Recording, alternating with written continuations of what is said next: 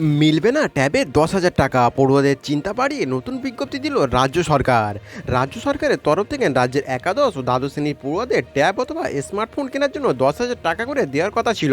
ঠিক হয়েছিল শিক্ষক দিবসের দিন, অর্থাৎ 5ই সেপ্টেম্বর সরকারের তরফ থেকে ওই টাকা পড়ুয়াদের ব্যাংক অ্যাকাউন্টে দেওয়া হবে। কিন্তু পড়ুয়াদের চিন্তা বাড়িয়ে টাকা দেওয়ার সিদ্ধান্ত বাতিল করে নতুন বিজ্ঞপ্তি জারি করলো রাজ্য সরকার। রাজ্য সরকার 2021 সাল থেকে এই প্রকল্প চালু করেছে। তরুণের স্বপ্ন নামে এই প্রকল্পের হাত ধরে প্রথমে দ্বাদশ শ্রেণীর পড়ুয়াদের ট্যাব বা স্মার্টফোন কেনার জন্য 10,000 টাকা করে দেওয়ার কথা শুরু হয়। আর সেই কথা এবছরও বজায় রেখেছে। তবে এর পাশাপাশি এবছর আবার একাদশ শ্রেণীর পড়ুয়াদেরও টাকা দেওয়ার কথা ঘোষণা করেছিল রাজ্য সরকার। চলতি বছর পড়ুয়ারা টাকা কবে পাবে সেই নিয়ে বেশ কয়েকদিন ধরেই জল্পনা চলছিল। আর সেই সকল জল্পনার মাঝেই হঠাৎ রাজ্য সরকার জানায় 5ই সেপ্টেম্বর টাকা দেবে।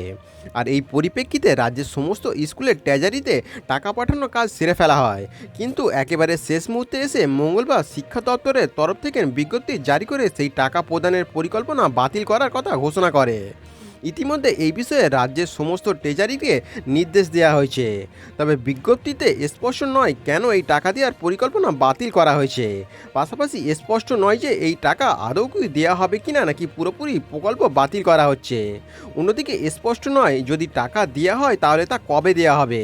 কেননা এই বিজ্ঞপ্তিতে কেবলমাত্র উল্লেখ করা হয়েছে এমন সিদ্ধান্ত নেওয়ার পিছনে রয়েছে প্রশাসনিক কারণ। ট্যাবের টাকা দেওয়ার দিনক্ষণ ঠিক করা এবং তারপর আবার তা প্রত্যাহার করা নিয়ে এখন শুরু হয়েছে জোর ধোঁয়াশা।